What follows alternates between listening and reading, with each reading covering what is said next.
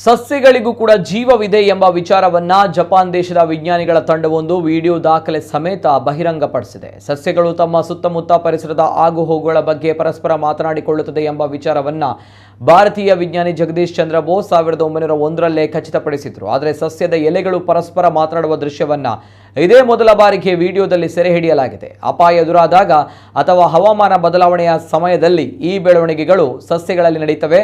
ಜಪಾನಿನ ಸೈತಾಮಾ ವಿವಿಯ ಜೀವವಿಜ್ಞಾನಿ ಮಸತ್ತುಗು ಗೋಯೋಟಾ ಹಾಗೂ ಸಂಶೋಧಕ ಟಕುಯಾ ಉಯಾಮುರಾ ಮತ್ತು ಪಿಎಚ್ಡಿ ವಿದ್ಯಾರ್ಥಿ ಯೂರಿ ಆರಾಥನಿ ಈ ಸಂಶೋಧನೆ ನಡೆಸಿದ್ದಾರೆ.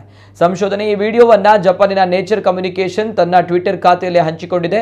ಸಸ್ಯಗಳು ಪರಸ್ಪರ ಮಾತನಾಡುವುದರ ಜೊತೆಗೆ ಅಪಾಯದ ಸಮಯದಲ್ಲಿ ದಾಳಿಗೆ ಒಳಗಾದಂತಹ ಸಸ್ಯ ಆವಿಯ ಬಲ್ಲ ಸಾವಯವ ಸಂಯುಕ್ತವನ್ನು ಹೊರಹಾಕಿ ಮತ್ತೊಂದು ಸಸ್ಯವನ್ನು ಎಚ್ಚರಿಸುತ್ತದೆ ಎಂದು ಕಂಡುಹಿಡಿದಿದ್ದಾರೆ. ಟೊಮೆಟೊ ಸಸ್ಯದ ಎಲೆಯನ್ನು ಬಳಸಿ ಈ ಸಂಶೋಧನೆ ನಡೆಸಿದ್ದು, ಈ ವೇಳೆ ಎಲೆಗಳಲ್ಲಿ ಆದ ಬದಲಾವಣೆಯನ್ನು ವಿಡಿಯೋ ಮೂಲಕ ಸೆರೆ ಹಿಡಿಯಲಾಗಿದೆ.